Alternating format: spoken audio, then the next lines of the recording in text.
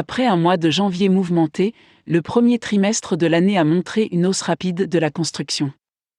Les résultats des élections générales montrent également que la confiance dans la construction est en hausse. Quelques heures après la clôture de la victoire du Parti conservateur en mai 2015, les actions des constructeurs de maisons britanniques ont bondi. L'indice Bloomberg EMEA Home Builders a connu la plus forte hausse en 5 ans, soit 7,7%, et la société nationale Berkeley Group Holdings a grimpé de 14,4%.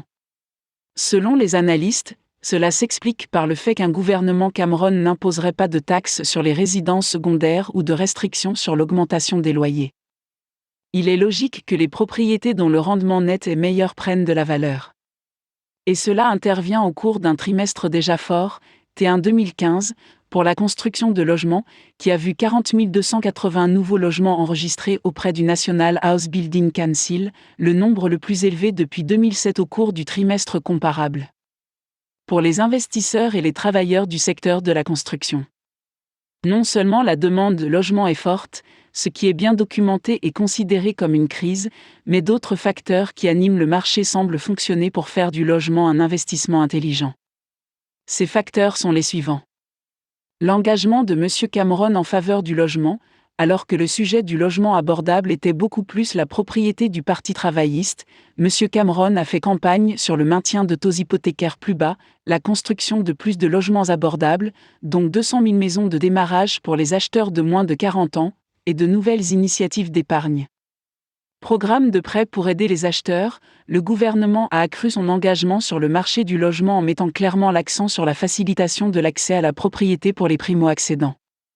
Il s'agit des garanties d'équité et d'hypothèque Help to Buy, Right to Build, spécifiquement axées sur la mise à disposition de terrains appartenant à la municipalité pour la construction privée, Right to Buy et Right to Acquire, destinés aux locataires de la municipalité et des associations de logement, et la nouvelle Starter Home Initiative, élimination des charges de la section 106 sur les maisons construites sur des sites contaminés.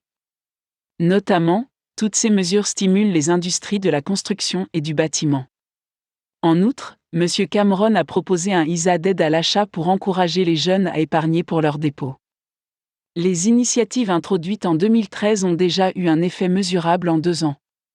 Les acheteurs potentiels de maisons travaillent, le Royaume-Uni connaît les meilleurs chiffres de l'emploi depuis des années, avec un taux de chômage de 5,6% pour les 3 mois se terminant en février 2015, contre 6,9% pour la période comparable de l'année précédente.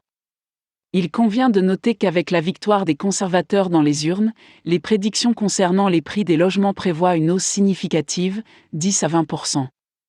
Cela est dû en grande partie à l'intérêt des acheteurs étrangers pour le logement britannique en tant que classe d'actifs, comme en témoignent parfois les propriétés inoccupées qui ne sont que des valeurs refuges pour les investisseurs de Chine, de Russie, du Moyen-Orient et d'ailleurs.